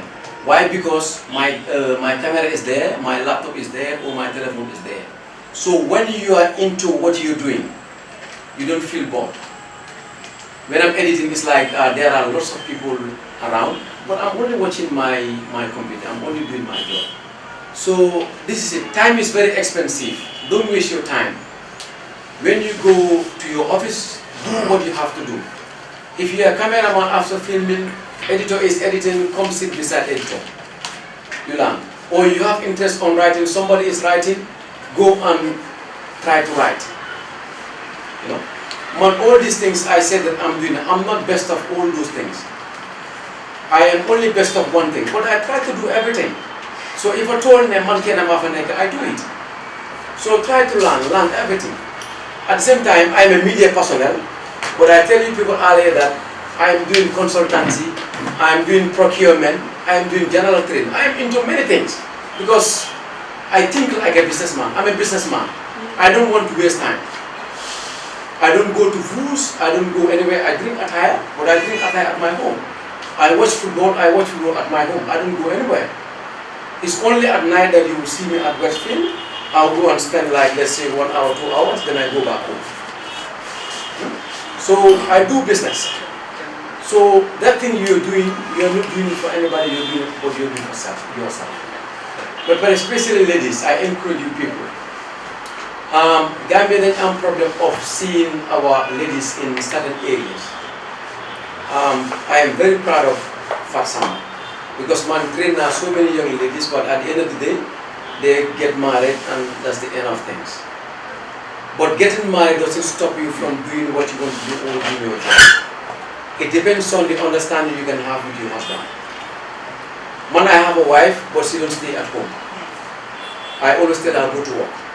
Go to work. And when she go to work, I don't call her until closing time. Because I want her to be doing something. There are things I tell her in the house, I don't do that, you have to do it. But if she is not working, how do you expect her to be doing it? You know?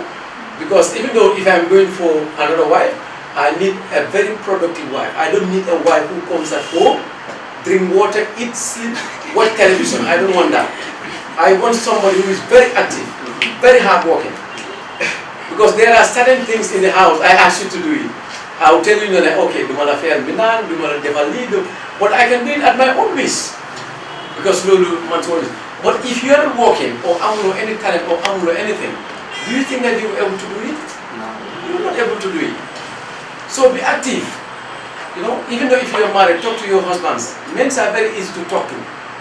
Very, very easy to talk to. But I think most ladies don't understand how to talk to their men. But talk to them. They will give you time. You go to work. Then you know, hey, I say lady, 5 o'clock, 6 o'clock, my wife does it. Binta? Where's Binta? I asked her to do it. So it's very important. Yes, yeah. Share a story. So be active. To be honest, be active. It definitely helps you. And I'll be very happy to fake in this now they take the initiative. They are saying gender, women empowerment, all those kind of things. It's not about by saying. It's about by doing, because I said here earlier that I am more better on doing things than talking. A particular image, then take on top of the master one. There is what we call fast glue on Adobe Premiere. You can pick that effect, then you play with it. You know, on Adobe Premiere, transitions, you pick them and slot them where you want to slot them and they play. While effects, video effects, you pick them and put them where you want them, but you need to play with them. It's not automatic. You put them there and you play with them. So when you play with them, then they make effects. Other than that, the final direct results of the video make an effect. Huh? Like when it comes, some of you, you are asking questions. I'm sorry, I'm not saying it's not important, but if you have never edited before or you are not in the editing field, it will be difficult. Sometimes some of the questions that you are asking, maybe Omar will laugh. It's always good. You can ask, you allow other people, because you will also take us backwards. I believe. Because if this is your first time attending a videography class or you have never held a camera, listen and then write it down. But if you are asking some questions, you are not doing that. That will not help you. Like Omar say, you cannot do two things at the same time. That will not also help you. So based on what he is explaining, if you don't understand from that, then you can ask from that. But if you want to ask your own thing, it will be difficult. Okay? Yeah. So I don't know. So I think you can ask anyhow. You can ask questions that might be funny to me or to others, but you can ask questions that doesn't make sense. Maybe we can just take it as that at the end we just open. Yeah, or you can ask questions that are out of this. Why I believe, to me, any question you ask me in terms of camera or editing or graphics, I will be able to explain. Yes. Yes, The way Free, the very way free. the way the fast blue is played with in the camera when you in the editing software when you want to use it, is it the same as the way you're gonna play with the lighting effects? Yes. Like if you want to light Yes. and When you put on a particular effect for lighting, if you put it there, you need to go to the other monitor where you have effect controls. So when you go to effect controls, when you start to move those numbers and things, you will see that it will make effect on your video or on your image. So you always have to play with them. It's always been minus or plus. Whether the you want to control the amount of light, you want to bring it down, or you want to adjust it. But this is for camera people. You always have to help your editor when you go to the ground to film.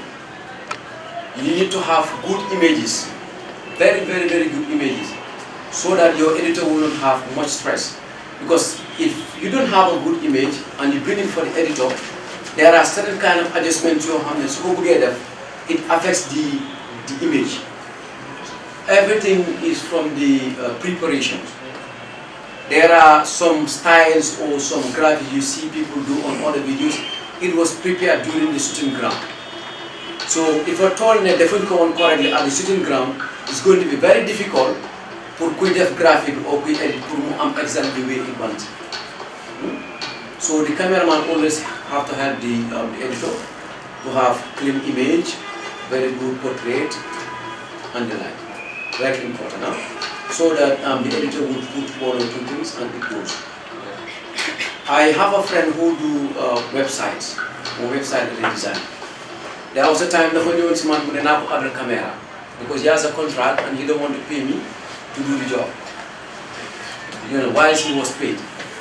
Then I have a camera, then more them who image me.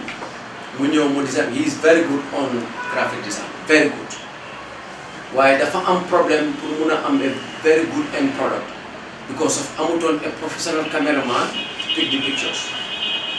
Another time he has another job, then I took my camera and I take the pictures. Before the pictures, he make one or two adjustments, everything get perfect. So he comes back to me, namane dega, yo yai cameraman, man graphic designer. So you see, comes to fake a cameraman with and how it makes your job very easy. So it's very important for cameraman. No, small editor be move adjust. Why not you adjust it before it goes to the editor? Very important. Omar, can I come in? I want you to motivate them, especially the young ones. Some of them, honestly, whenever they go out, you will not be happy. Straightforward, you will not be happy. Sometimes it's not easy to say. But I'm not your Liegh like you say. Yange film, yange buga talk. Yange film, I'm not something we go ahead. Somebody is fighting or something like, just look at Fatu Network. How do you call it? Lamin Jason with the GPU president, Sheriff. Yes. The cameraman did a very good job, more than you did slow. As a cameraman, you should be the boss of the reporter or the presenter or anything in case something happens. Sometimes when you are filming, you don't just hold the camera because you want to hold. You can bring one seat and you come sit here. Just bring one camera because you just want to hold the camera. People see you are the cameraman. Anything that is going on the ground, you can take it. It will always be good for you. But some people will say, how am I have a program to start? Sometimes maybe before the program starts and somebody is saying something good, I'm not saying you just record people's conversation just like that. But let's say for instance, they are pushing your reporter that she should not go inside. You can skip things like that. So that when those people come and say, oh, this was not the case, you could have get it. Just like, I don't know whether you have seen Sheriff's case with Fatu Network. You know, because the cameraman was able to shoot that and was able to record it, you know, and that can serve as evidence. But some people will just go to program, the whole program, Omar is just talking, people just want to show you Omar. Only Omar. Are we interested to see Omar? Maybe other people are also there. Why not you film that so that we can see those people? So I want you to talk about lazy camera work, it does? Yeah, basically I think we talked about a little bit of that. You should be able to differentiate what you want, or what is good, or what can sell your product. Selling your product is not basically only making films, but even though selling your TV, because if Gambian talent is always showing the best, or Gambian talent is showing what people ask for, people come for Gambian talent. Lolu is not by force, it's not selling, it's not that. It's about you showing people what people need to say. People will come here by and force. You don't need to go anywhere. So always cameraman, one guy will differentiate exactly what you want. Because I said here sometime, in a particular event, and different activities are happening at the same time. But you should, one guy will figure out, man, lalla sohla chili. Why? So I make camera, any movement will happen, you try to pick that. At the end of the day, you don't have anything. Because the camera also needs to stay for a certain amount of seconds or minutes for nini muna ham lulu langa. Why? What helps you is like nahanga muna differentiate what is important at this time. You know, sometimes you go to some events, people only focus on the main part. When you go to an event for the president Mofane, people always put their camera on top of the president only. And it's not like that. There are people dancing, there are cars running, there are fighting, all those things you need to get there. All those things, it comes to the area of detail again. Because filming one person, you can be detailed. Filming a gathering, you can be detailed. Filming two people, you can be detailed. So you always have to be detailed. It shouldn't be boring. One member can tell you, because we have a little formal education on this thing. Because people always say to Gambians don't have formal educations on film productions or on television, we don't have in school. I totally disagree to that. I start on practicals, but I have some certificates and documents, diploma which I can show people. No? So your production shouldn't be boring. And what helps you for your production not to be boring is about taking details. At the same time, so they may be decide put Bugada production, either cameraman or editor. Lulu yo yako decide as a it is your own decision. Because you are decided as a I want to go to Tedundal, or I want to go to Gambian, or I want to go to GRTS. Either man how man or fast and after being decided as a baba, so new fee, it shouldn't be a problem to know what that's you need to do it. Man, sometimes my people will tell me that you can get many dictator to say. After you decided to be here, what I want you to do, you have to do it. Very well. You have to do it. If you cannot do it, you leave and I do it. That's what I tell my people. You have to do it. So basically, Liegh I'm tired because if you do a very good job before selling your institution, you sell yourself first before selling anybody. Like for instance, me, I don't go to every event. I don't film everywhere. Some people even meet me on the street, and if you tell them I can't have my camera, you know no, because they don't see me doing it. But I make good money. I make good money because I take key jobs that can pay me, and I make all my effort on those jobs. So it's very important. Anybody who has the design of this field.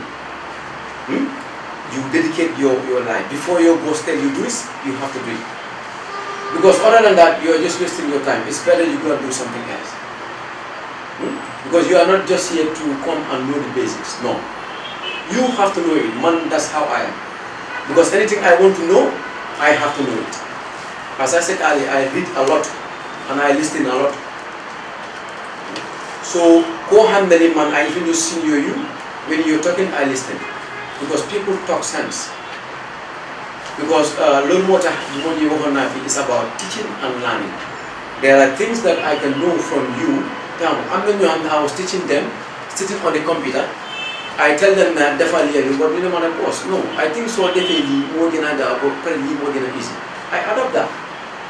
So Motakila Jangal, you are not there to do exactly the way he does, but you need to pick ideas from him, then you add from yours, possibly Omar. Copying is very bad. Don't copy anybody exactly. I don't like that. Everybody have to have your own style, huh? Don't copy exactly, huh? Yes, I know Gambians are fond of that. I'm going to Sane, I'm going to Sane, I'm going to Balagay, I'm going to Baili, I'm going to Lunay. Sorry. I'm going to Kucha. Why, Sufek on a manla, I look at Kucha, I know the skills they use, then I try to be myself Omar. Suma presented Ken Duko Deglu Munema Ki Kuchala or Kidavan Kucha.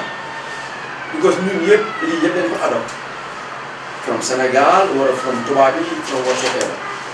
Why man when I edit, you know it's Omar who edit. There are people around.